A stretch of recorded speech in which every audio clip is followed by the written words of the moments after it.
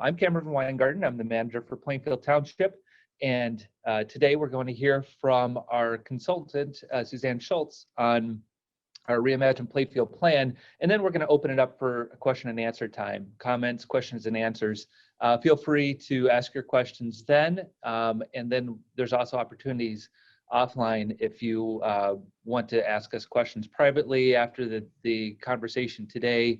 Feel free to email us contact@plainfieldmi.org. You can always reach out to us with your questions and comments, and we'll do our best to get back to you as quickly as possible. So we'll have a presentation for Suzanne about 35 minutes, and then we'll open it up for questions and answers. So with that, I'm going to turn it over to Suzanne. Thanks, Cameron. Thank you everyone for joining us today. We're super excited to share the Reimagine Plainfield plan with you. I'm going to share my screen. We have a number of images that were taken from the plan and kind of just talk you through the overall document so that you can familiarize yourself with it. And we definitely want to hear your thoughts and have some conversation with you afterwards about it, because we do want this to be kind of a vision that everyone can embrace. And there's a lot of moving pieces to it. So it's not a simple plan from the standpoint of when we were looking at the corridor and the needs of it. There was a lot of discussion about what that meant. And so the discussion was really facilitated with a steering committee that included both Planning Commission as well as Township board members, business owners, and residents and people affiliated with the schools, really taking a look at kind of what the future might be. The Township board appointed these individuals to think about what happens in Plainfield Township from 4 Mile up to the river. When we think about the Plainfield Avenue corridor as a place and redevelopment opportunities and new investment opportunities, what might that look like? And we know the history of the corridor. Everybody talks about North Kent Mall still. But thinking about, Whitmark has become kind of a point of contention where people look at that and say, this is what's wrong. And it's kind of emblematic of this is what's wrong with Plainfield Avenue. And we need to talk about what the future might look like. At the same time, we're also in a really tumultuous period when we had the recovery from the Great Recession, but retail has been fading. It has been fading on the Plainfield corridor for some time. And even more recently, thinking about how retailers in the future might be coming back or where they might be headed. We know that even malls that have been historically healthy, like Rivertown, will be struggling in the future, that a lot of the mall staples now are leaving or changing their business models.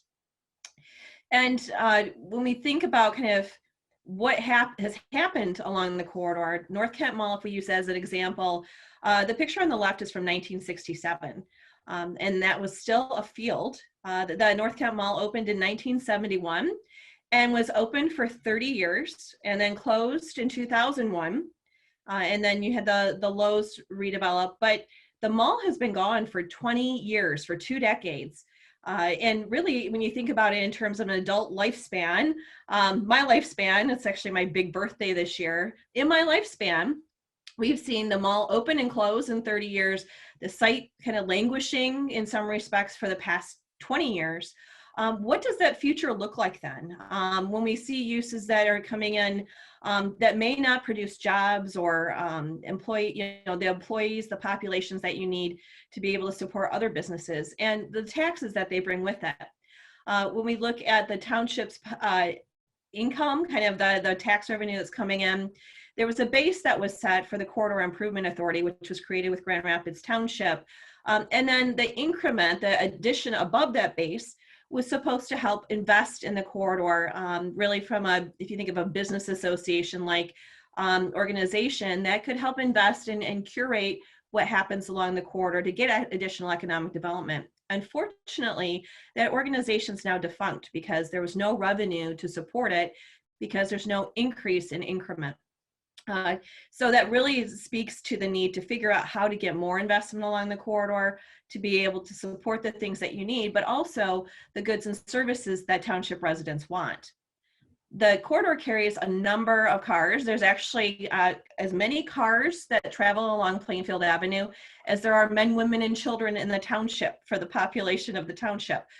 So it's a very busy road. We know that. It's under the jurisdiction of MDOT. Along with that, though, there's a very high travel speed. It's posted at 45 miles per hour, but I think all of us at some point or another probably looked down at our speedometers and said, I didn't know, 60 feels pretty good. So thinking about the speed of travel along this, as well as the cut through traffic that can occur in neighborhoods like Miramar and Ivy down in the southern portion, that can affect the livability of the community as well on those neighborhood residential streets. And then certainly with speed comes the potential for accidents and crashes. And so the dots on this map actually show high frequency areas where there's been a lot of crashes that have occurred over the past years. The steering committee looked at this and understood kind of the existing context in the past, but then also asked what happens in the future. What do we think about trends going forward and what's been happening in the world today? It's hard to know with the pandemic, but really what happened with the pandemic is a lot of the things that were already occurring, like retail dying, it sped things up. It just made it go a lot faster.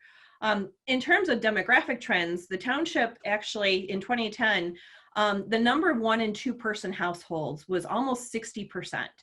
If we compare that to the type of housing stock that you have in Plainfield Township, 80% of it is single family homes. So nationwide, as well as in Plainfield, what you're seeing is this mismatch in housing types to the households that we have. The number of families, just typical households, the nuclear family that a lot of these neighborhoods were built for, is now about 1 in 5 households. So that number has been reducing, as a general trend, but also it's affected Plainfield as well.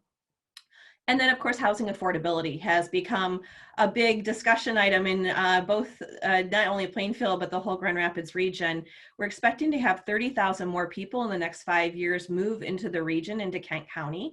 And where are they going to live? And that demand starts to put downward pressure on existing housing stock because there's not enough places for people to live.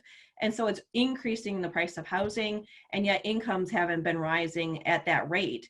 And so the level of affordability for people who live and work, for your kids coming back to join the community and live here, is becoming harder to reach. One of the things that we did during the planning process is there was a community survey that was sent out, electronically available on the township newsletter and kind of advertised on Facebook. And one of the things that we heard when people talked about retail along Plainfield Avenue was they wanted things that were found on Alpine or 28th Street or even East Beltline. What we did in our research is we found that that's really going to be hard to do, especially when you look at the characteristics of why vendors or business interests choose to locate in different areas, and what those factors are. So it's based on employment and population density.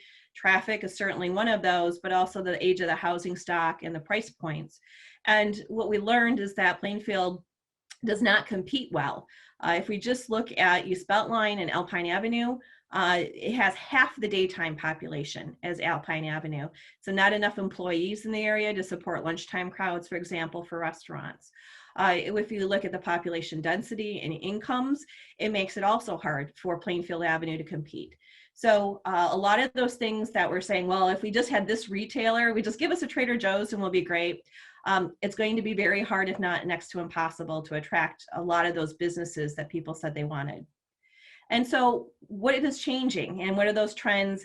What are people doing, acknowledging some of these different things that are happening out there? We looked to different examples. And so you have examples like Ada Village has been recreating itself. Hudsonville is another example in the region where they're in the process of creating their own downtown. And that's really become something that both millennials are looking for, the next generation of home buyers, and looking to, they actually call it hipsterbia. That hipsters are looking to live in the suburbs, but they want the downtown amenities. And so how do we create an environment where we can attract people to invest, but then also provide that walkable community that people are looking for? So those urban amenities, but without a lot of the, being in downtown, having to worry about parking, for example. So thinking about what makes a walkable environment was something that was heard. And the economic return on that actually has been proven out in studies that actually people are willing to pay more if they're in a more walkable environment. In the case of looking at both population and employment density then to make Plainfield competitive, we pulled a couple examples such as this one from Hudsonville. This is a brand new building with retail on the bottom, office, and then residential. We looked at the lot size and the value per square foot of this building compared to a typical strip mall on Plainfield Avenue. And we did this for 2 other scenarios as well that are in the plan. And what we found was that this is half the size of what you might find from a lot standpoint than a strip mall, but it has double the value. And so when we talk about kind of that density and that value per square foot that we're creating to generate that additional return and that income stream for both the township, but also to benefit the citizens of the township, we start to see some pretty substantial differences. And understanding population and employment density is part of that. And so if we look at the residents per acre, in this case is 20 to the acre, if we kind of did the math there, compared to 0 for a retail strip mall, or even jobs per acre, the density that they could get with some assumptions at the bottom, 64 versus 22, so almost triple. So thinking about kind of what kind of investment is generating new activity and where that interest is by different population and demographic groups, and kind of where's that all headed. So those understandings led to a discussion about what should the vision for the corridor be. And the vision for Plainfield Corridor is that it's continually transforming into vibrant and prosperous places that are intentionally designed to serve the needs of our community. And that language is purposely chosen by the steering committee. And there's several meetings I just want to kind of cover for you. The idea of continual transformation, that there's more flexible and nimble design standards that could be used to be able to increase the usability of parcels, but also building types, so that it's not just a single-use, single-purpose building, but it might have a life that extends beyond that. Looking at vibrant and prosperous, when we talk about vibrancy, vibrancy is often associated with seeing people. If you say there's a vibrant place, what makes it vibrant is when you see people walking around outside, when you see them eating lunch out on tables, when there's a park that's full of people. So how do we bring vibrancy to the corridor in that way, but then also have that generate economic activity? The idea of places, that we're not thinking of Plainfield Avenue as one big blob and just one big thing, but breaking it up into smaller pieces and thinking about how we could create unique centers along the corridor that would serve different needs of the community. And then serving the needs of the community, thinking about not just worrying about commuters and what people as they pass through are doing, but also thinking about the neighborhoods and the community surrounding the township and what they need out of the corridor as well. One of the comments that we've heard is that the Plainfield Avenue corridor doesn't really represent the quality of life and the character of the community that the natural beauty you have with the rivers, the school district, just all of the things that make Plainfield Township. If your first impression was driving on Plainfield Avenue, for many people would say that doesn't match up. And so what we're trying to do is figure out how do those things come together. And it's really fallen into 3 major themes. One is vibrant places. And building vibrant places, the recommendations include creating 3 town centers for community activity, encouraging a diverse mixed-use environment that includes more housing, and building flexible and adaptable buildings. The second major theme is traveling to as well as through, and it's related to transportation modes, walkability, and implementing access management. And then the third is greening the corridor.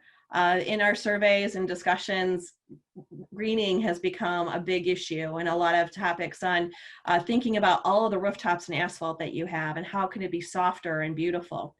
So thinking about creating compelling public spaces, looking at increasing the tree canopy, and managing stormwater. And I'm going to briefly talk about those 3 themes in a little bit more detail. The town centers, the idea of building those 3 mini downtowns to foster diversity and interest and create kind of a different scale of development, but then also leveraging the anchors that are currently there. focusing the development so you have enough of a concentration of activity with employment and population that they can support those businesses and reinforce them. And then thinking also about small networks, how a street grid could be integrated, how we can think about creating that walkable environment that supports kind of that mini downtown concept. And so there's 3 centers that are proposed along the corridor. One is at Meyer. So Meyer Mixed Use Center is one, a big grocery store anchor in thinking about the goods and services they provide, and then also what can surround that. And then the opportunities also for redevelopment there. There's a big triangle that's located to the south of Meyer that offers some opportunity. And then you also have some vacant and underutilized buildings to the south of that. When we think of the former North Kent Mall site where Lowe's is as a hardware store is a great anchor, but you also have vacant property there, for example, in front of the Kmart, and underutilized parcels as well. And thinking about, calling it the Plainfield Village Mixed Use Center, creating that as the kind of the core area for a central downtown. And then the third is up at Versluis Lake and Versluis Mixed Use Center that the Versluis Town Center really takes advantage of the natural beauty of the lakes that you have up there, the park, and potential connections to future trails. In between on that map, I should have pointed out there's these peach colored areas, and the idea of those is that you're creating mixed use segments in between them, that those segments would allow for multi-story buildings, provide a wide range of uses, including residential, and even maybe some light industrial, and then looking for opportunities to increase public gathering and outdoor seating spaces. So it's not along the entire corridor we're proposing that, but then also understanding that further to the south along 4 Mile, we have car dealerships and drive-through restaurants. And so the idea of a commuter commercial future land use category is also provided. Understanding that we do have single-story, single-use buildings that serve the commuting public, but then also thinking about how could those spaces, again, be softer with more landscaping and greening.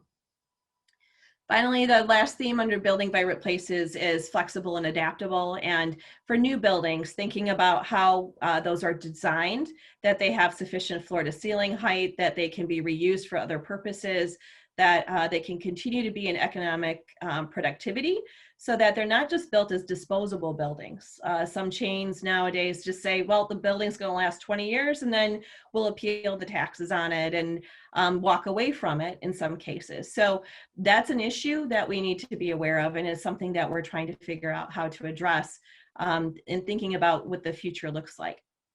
Traveling to as well as through, this is the plan for the street. And public infrastructure, what happens in the public right-of-way is just as important, and how it works together with what happens on private land. And so those combination of things, and thinking about how we get traffic to go the speed limit. We're not saying add a whole bunch of traffic lights to Plainfield. We're not saying, get people to stop all along the way and they have to go 25. But it's how do you get people to drive the speed limit? And then have the traffic flow be consistent and smooth so it flows better, so people don't get frustrated and want to go off and then cut through the neighborhoods. So the way you get that is actually through self-enforcing design, it's called, that there's visual cues that you should slow down and just provide a consistent travel path. And if you think about a residential neighborhood that you've ever driven through with a really great tree canopy, and all of a sudden you find yourself going a little bit slower, it's because it provides a sense of enclosure. Those trees really start to frame it. And so what we want to do is something similar to that, both with landscaping, but also with buildings. It's still going to be hardscape. You're still going to have a lot of development happen, but buildings, multi-story buildings, can provide that same feeling when you're driving down the street. So part of the recommendations include building up, building closer towards the road, but not on top of the road, that there's a green buffer in between the face of the building and the sidewalk, and that you're framing it a little bit better. Also, trying to reduce curb cuts, creating a local street shadow system that connects, and I have some pictures that I'll show you of what that means, but trying to do access management and getting the curb cuts fewer along it as redevelopment happens, and then also more centralized in key locations. Thinking about, as we talk about walkability, how pedestrians can be safer along the corridor as they cross. So increasing pedestrian markings at major intersections, and also providing refuge islands for them. Landscaping medians and landscape islands along the corridor not only help slow traffic, but then they also can serve as those refuge islands. So a great example is at Jupiter in Plainfield, over by the Speedway. If you're on the north end of that intersection at Plainfield and Jupiter, and if you look at that intersection, there's a huge section of asphalt that's striped out today where you're not supposed to drive anyway.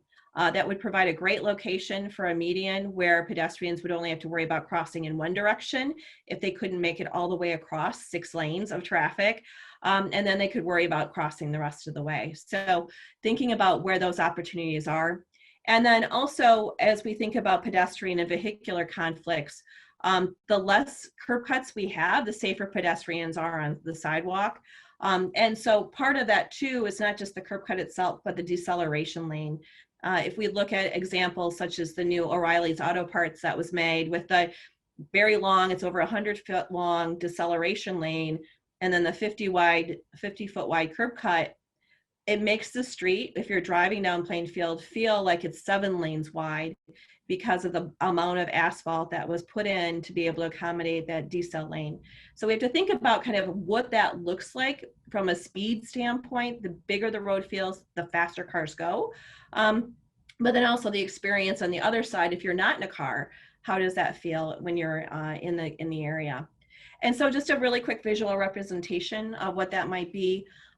Is that sense of enclosure I mentioned. We're saying the buildings wouldn't be this close in the proposal, but just thinking about kind of how do we transform this to something that's more comfortable and people don't feel like they just have to race through and get it done, almost like pulling off a Band-Aid to get on to their next thing. So we want to make it a very attractive destination. Examples nationwide, if we look at Shoreline, Washington, for example, they have a state route that runs through their community. They worked with the state agency there, and then also made alterations to the street that included medians, included changing their ordinance so that they could have taller buildings. And as a result of that, they reduced their crashes by 60%. And so you're starting to see new economic investment along that corridor that is substantial, which also adds value to existing business owners and property owners. Rochester, Minnesota saw the same thing. And in fact, they had documented in certain segments of their street that were redone an increase in value of 30%. And that vacant blighted buildings were starting to be bought by investors and redone. Greening the corridor is the third major theme of the plan. And part of the greening philosophy is not just because the landscaping is nice to have, but it actually serves a function. Green infrastructure is really important for our future. The graph on the right shows increased precipitation rates over the past 100 years. We're getting wetter as a state. We're seeing flooding more often. And when we think about rainfall and those high rain events, as they come down and the amount of impervious surface, the amount of rooftops and asphalt that the Plainfield corridor has, when all that water hits those surfaces, especially in the summertime, it not only picks up all that dirt and grime and grease that you find on those surfaces, but it also washes them into our waterways. It heats up as it touches them because they're going to be warm in the summer. And so it changes the temperature of the water, and it also adds those contaminants and lowers the oxygen rate. So the unique location of Plainfield Avenue, surrounded by the Grand River, is really important to think about, and how we treat this, and just the connection to water that we have. So we want to think about softening, but also the function of those trees and the function of the ability to manage our stormwater in different ways so that it really does add value. And then compelling public spaces, thinking about how we could build into public spaces in each one of those town centers. Could we add a new public green over by the Meyer? Could we use that stormwater detention facility that's owned by the County Drain Commission behind Lowe's, which is really an unknown resource? Connect that along with the Jupiter Trail and think about how to make that connection. How do we have Versluis Park really be seen? If you weren't from the area and you knew all about the park, you wouldn't even know it's there. and then those outdoor gathering spaces. And so when we talk about those trails, here's for example, here's the detention basin.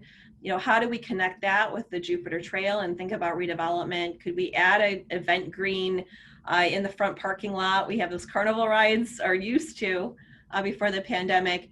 Really thinking about those social spaces that we can create and the connections we can make between neighborhoods to these spots as well. So then big ideas, how do we get it done, and where are those opportunities that we see? It could be as simple as an adaptive reuse, a use changing from one thing to another in buildings. Just simply everything else stays the same, but we're adding more green to the landscape. Doing incremental additions to buildings that you see along the edges, and as those incremental additions are done, they become more in compliance with the vision of what we'd like to see, or even with the site infill. And then kind of all the way going down and kind of the degrees of change or site complete redevelopment, that something gets scraped and redone. And we already have, as I mentioned, some vacant sites along the corridor that we could take advantage of. If we think about kind of how that then manifests itself in this really simple example, you have a site that has two big curb cuts here, and it's pretty much hardscaped all along. So if you're walking as a pedestrian along here and a car comes, you've got some vulnerability. If we move the curb cut to the side street, all of a sudden now you have a continuous sidewalk, you've got the opportunity to add landscaping and trees. If you did a building addition, it starts to bring it a little bit closer to the street, expand the outdoor dining area, and you have a little bit bigger of a vision. Or you could see complete redevelopment. In this case, I mentioned that green spacing between the sidewalk and parking recommendations, that parking would be to the side of the building or to the rear. This is an example of the strip mall at the Big B, where the two ladies sit out with their signs and everybody honks at them. But wouldn't it be nice if we could get rid of maybe a few curb cuts, have them sit in an outdoor dining area rather than along the street edge, and then think about how that site transforms as well. So how does that happen? How do we make that vision work? It happens over time. And it's not saying that we're going to push people out or business owners have to sell. They have property rights and they can choose to do what they want. It's when change occurs. So if there's a major shift in the building ownership and they want to then build a new building, that's really where we get the opportunity to start to see things that would implement the vision. And then thinking about how the township can partner with the development community and property owners to encourage that change. That could include economic incentives. For example, the township recently adopted a brownfield ordinance, and there's also going to be new state laws that are proposed to allow for more incentives to build housing that help offset the cost. So thinking about those opportunities and how we can leverage them and partner with them to create some change to get some of these transitions in mind is really what we're hoping for. Just some really quick images. These are just concepts. It's not, this is what's going to be built here. It's just conversation starters. Certainly if there's a developer, they're going to have their own idea of what they would like to do. But this is the Whitmark site. And, could we imagine putting townhouses or row houses here? Or it's a mixed use building. Could we also think about how that transitions to the neighborhood, both on both ends? With townhouses, and then the idea of shared parking, parking to the side for these mixed use buildings. And then in the plan, you'll see some images that kind of just provide some examples of what it could look like. I mentioned the shadow street system. This is an example of some of those neighborhood cut through streets that you see on the east side of Plainfield Avenue. And thinking about if you could partner with a private developer to maybe vacate these street ends, and we've talked to the Kent County Road Commission about it, and they thought it could be feasible. That thinking about how then locals still have access to all the businesses and they still can get through and out to traffic signals, but also this offers opportunities to provide green space or parking to support new development. Examples I mentioned, kind of a parking to the side and trying to get that sense of enclosure from buildings. Michigan and Fuller provides two examples of national chains with the Riley's Ace Hardware and the Walgreens, where you have that green space in the front, you have a building that's a little bit taller, You have windows that work for pedestrians. There's 2 pedestrians there. But this idea that we're balancing the site with both buildings and parking to really start to change the form of what you see out there today. And then the plan also has, ideas of that connection of how do we open this up for Versluis Park? How do we have more trail connections? For Meyer, is it possible in this scenario down here to think about maybe using that triangle as a transit station that could transit come up to Meyer in partnership with them? It's the #1 most requested route for a gap where people are saying, I'd love to be able to get up to the Meyer, but right now you end at 4 Mile. So is there an opportunity to connect to transit to these mixed use centers? And so then as we think about how the corridor might evolve over time, we think about what 1967 looked like, what we have today with a lot of impervious surface, and think about kind of what could tomorrow look like and how do we get those transitions. So the master plan has a number of recommendations. I already talked about kind of that economic development piece and partnering with developers. Also partnering with the Michigan Department of Transportation and the Kent County Road Commission, and then also using the tools available to the township, such as amending the zoning ordinance. And what this matrix did is looked at a number of design concepts that would help achieve the themes and really start to focus on implementation. And in conjunction with the Planning Commission, we'll be looking at creating zoning changes that start to kind of take all those components and really allow them then to be physically represented when you see new projects being built. And then the process for that, I mentioned the zoning changes that we are working on. And then looking at using that as a tool as well to incentivize with bonuses and density to get new development to happen. The creation of a new corridor improvement authority, identifying sites and working with developers to think about where those locations can happen, focusing on those public-private or public-public partnerships with those agencies such as the Road Commission and MDOT, increasing awareness about changing the rules and really being open for business. For example, for residential development, currently it's prohibited all along the corridor. So educating people that they could come and do a project. And then really kind of working through those economic development aspects as we work to implement. So that is the very quick run through of the plan, but we'd love to hear your thoughts, and it is available on the Township website as well as an FAQ, a little summary, and this presentation. Thanks, Suzanne. Yep. Appreciate that. And for once, Suzanne kind of kept it in the time frame I said it was going to be. It seems like Suzanne can always talk 5 minutes longer than I give her. But we've been through this a number of times. So appreciate her passion for the plan. As many times as she's talked about it, she's always able to throw some new pieces into it. This is a good time for questions. So we have a raise your hand feature. Go ahead and use that. There should be a little icon for raise your hand if you want to talk or add a comment. There's also a chat feature as well. We're looking for your feedback on the plan or just questions about it, things that we maybe didn't cover. It's a big plan. Suzanne talked for about 35 minutes, but probably could have talked for an hour 35 and covered a lot more details. So interested in what questions you have. Alex, go ahead, unmute yourself and go ahead. Oh, I think that hand was raised by mistake, but I'm gonna go ahead anyways. Okay. So on Wednesday, last Wednesday, there was a gentleman who asked you guys a pretty good question about how are you gonna pay for it and how are you gonna implement it, how are you gonna enforce it. That was really good discussions. I really appreciated that. And I was thinking about that over the weekend as well. And kind of a few more questions kind of popped up in my head, and they may sound pessimistic. I'm not pessimistic about the project. The questions will sound like that. I'm very optimistic about it. But what if the businesses just don't, they're not interested in updating their buildings. They're not interested in revamping their driveways, even when the owners change. I mean, you guys are banking on the owners changing for these businesses and then jumping aboard and doing all these revampments. What if they just don't do it? I mean, is the township willing to I mean, I don't know, take out loans to plant these trees that you guys want to plant or make improvements along the roads? Just what are you guys going to do if the businesses just don't go on board with this project? Well, that's an excellent question. That's something that we see currently.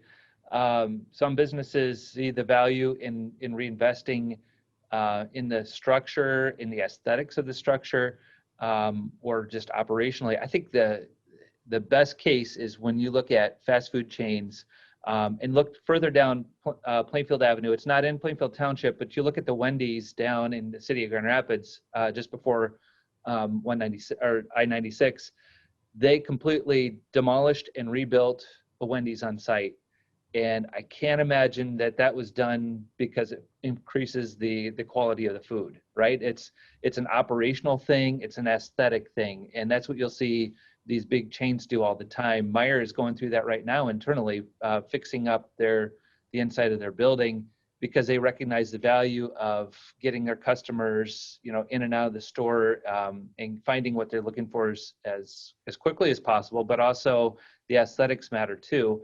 But on the other hand, you get plenty of businesses or property owners that don't understand that value and will just sit on a dilapidated building for far too long. It is not our intent to borrow money to improve aesthetics, certainly for private property, but probably not also in terms of like trees in a corridor. We're not going to bond out money that has no backing, right? So we're not going to borrow a ton of money, make a ton of investments with no promise of return. That's just not a fiscally wise approach. So it's going to be incremental. It's going to take time, and it's going to take a lot of private investment to make that happen. I'm confident that there are enough property owners that will see the value in the investment that they will make it. And just like a lot of neighborhoods, when you get a few property owners who repaint their house or repave their driveway or make some improvements to their own home, sometimes that gets the neighbors spurred along and say, well, okay, now my place is looking a little shabby because all of my neighbors just fixed up their places. And so there can be a little pressure that way too. So that's kind of how it often works with investment. You really need what they call a critical mass of people who are interested in seeing the corridor go a certain way. Corridors can act like living things. They're either gaining or detracting, and so we need to see some positive movement there. Okay, can I have a quick follow-up? Oh, can I just add on to that really quick, Alex? Yeah, go ahead. So we did meet with developers yesterday to share the ideas and say what's interesting to you, what would cause you to come to the area to invest, and some of the things that we talked about did interest them quite a bit. The idea of allowing more density, of allowing a broader range of uses, of the zoning approval process and making changes to that, of the use of economic incentives. So I think in part, I think before may not have felt there was enough carrots out there that could really attract their interest. And I think the feedback that we got yesterday was that this was headed in the right direction. It's good to hear. Very good to hear, actually. And quick follow on then, private businesses aside, the road is owned by MDOT and they will be repaving that in 2024.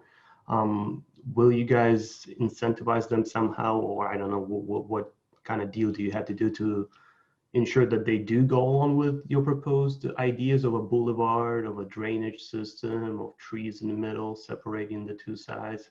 Will they do that then, or is that going to be further down the road? Ideally, they would do it when ideally, when they do that two-course resurfacing, it would be then. Okay. Yeah. Thank you very much. There is a lot of back and forth that has to happen with that. And the philosophy when we do that is they're spending money on the corridor. Even if it's just maintenance, they're spending money. And how do you leverage the money that they're spending to get other money, like grants? And so that will be something that, thinking about, is there enhancement grants that MDOT provides, that Grand Valley Metro Council provides? Those are two separate pots of money. Are those opportunities that we could get investment from other sources to be able to implement some of this as well. Good questions, Alex. Feel free to ask more if more pop into your head. Open to anyone who's on the call who wants to ask a question. Okay, hands are starting to pop up. Deb, it looks like you've been brought over. You have to unmute and go ahead. Thanks. I wanted to follow up on the developer question. Is there a possibility that the township can actively look for developers to partner with in these projects, or is that kind of inappropriate? No, there are times where that makes a lot of sense. In fact, I think a good example of where we might proceed with that after we get this plan in place is the corner of 5 Mile and Plainfield. For those who've been around the community long enough, you may still refer to it as the old fire station site. That's going back a number of years now, but the fire station used to be across the road on 5 Mile and Plainfield. The township still owns that site. We've had it listed for a number of years and there's been limited interest.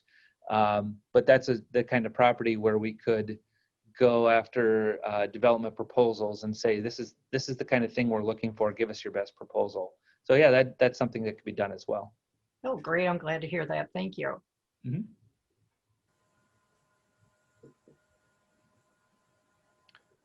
Was another hand up, but I don't see any now. Any other questions out there? Comments?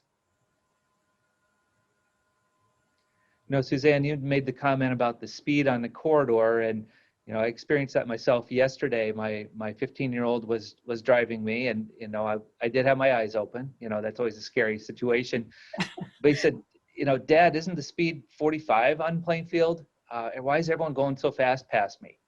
And that's the experience, right? It may be 45, but people are driving easily 55, 60 through especially certain areas between lights. And so when we work with MDOT, and they don't want to reduce the speed limit, but we just want people to drive the speed limit. And so that's where that traffic calming can really come into play, because there's little else. I mean, if you lower the speed limit, say you make it 35, that's really not going to have an impact. If it's 45 now and people are driving 55, 60, okay, you've lowered it. Unless you have cops sitting on every corner, you're not going to get any sort of traction with that. So that's where the design really can have a lot more impact than the laws and the signage and the enforcement of it. So those are the elements that we're really looking to create a safer environment from a transportation standpoint. We need to recognize that the corridor is from MDOT's perspective, a transportation corridor, right? It's about moving cars through, and they will always be focused on that. And we can work with that. We still want the cars to go through because that benefits our local businesses too. But we want them to do it in a way that is safer for the cars, safer for non-vehicular transportation as well, whether it's people on foot, on bike, whatever that may be. So we need to make sure we focused on all elements there. And I will say that we met with MDOT. In fact, they were the first ones that we met with after we started to formulate the plan, and because we know this is a critical component. And it was interesting that an MDOT staff person reminded us of the MDOT mission statement, which includes economic development. So that I thought was really kind of one of those aha moments that they can get it. They can understand what a difference it makes. And in other communities, you can see the value added by changing the infrastructure. It can garner lots of new private investment if it's done well. Deb, you have another question?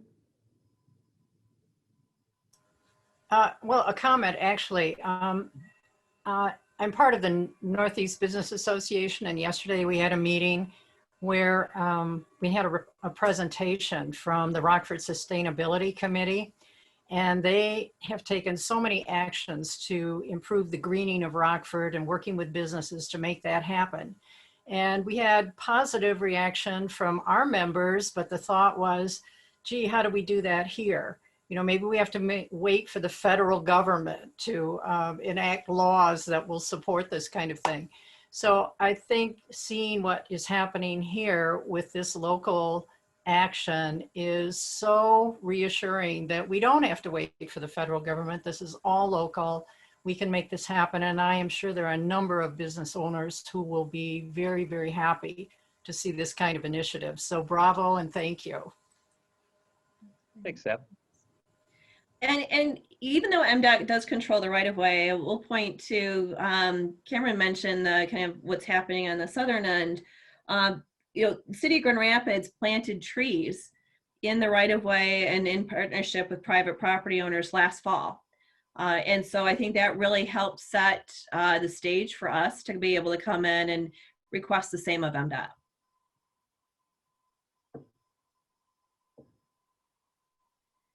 Well, good. Well, last call for questions. Okay, Craig, we'll bring you over and you unmute and you can go ahead and ask your question. Thank you. Thank you very much. Suzanne, hello. Great job.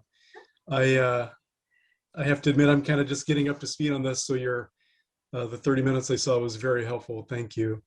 I'm not a resident of the township. I reside in Rockford, but I have clients in the area.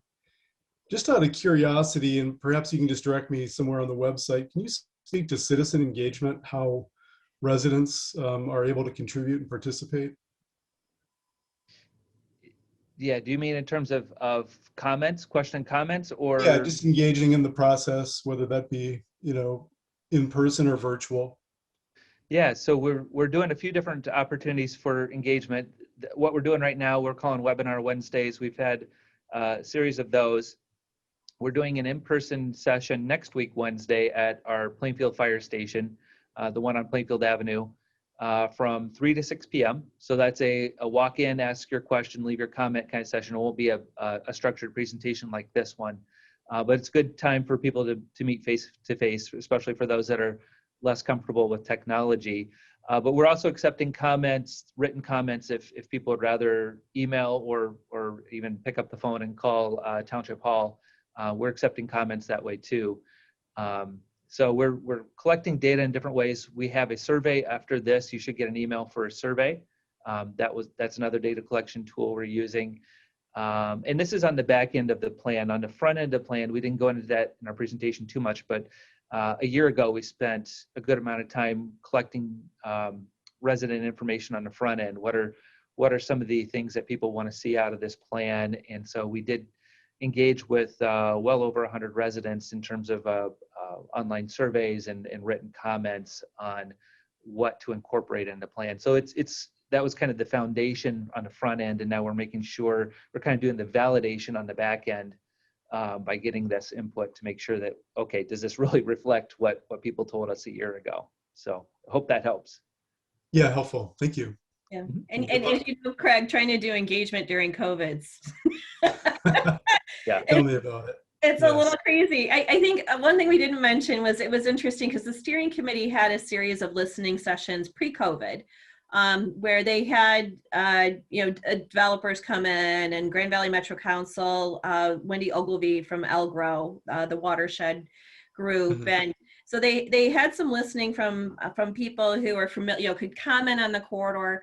And then when COVID hit, we went to the survey system that the township has to try to, and it was advertised in the newsletter that the township has, both in print and digitally, to try to get input. And what we found was there was a lot of consistency in the input that we received.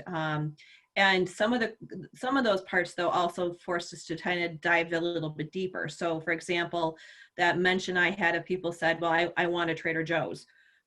Well, can we have a Trader Joe's? So we went to the data and looked, and that's where that market analysis slide came from, was saying it's not going to happen, and this is why. And so kind of testing those ideas in the discussion that happened before, but then finding also there was some really a lot of consistencies, both what we heard from stakeholders and on the community, even though it was a limited size. But then I think also the vetting of this and having it come out, we've been getting consistent responses there as well. Great. Thank you.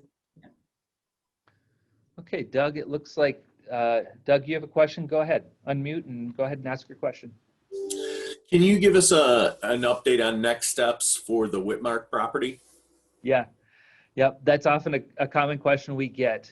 So the board has been looking at what next steps should be. They're working with our township attorney on legally what they can do, and I do believe they're going to be taking action on that soon.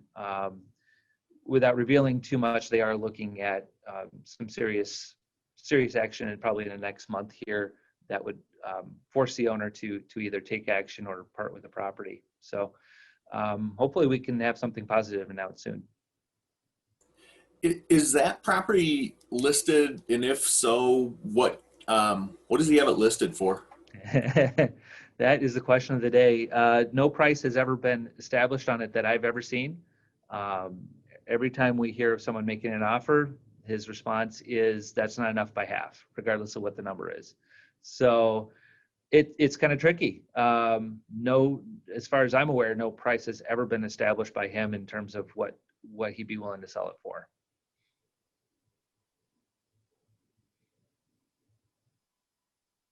So, yeah, and Suzanne incorporated some nice photos of schematics of what could happen on the Whitmark property should there ever be interest in from the current owner or parting with it for a future developer to develop it. And there's a lot of potential there. It's just off the Plainfield corridor, but certainly right in the heart of the commercial district, and there's a lot of potential for that property to be put to better use. So the township board's really interested in seeing some movement there.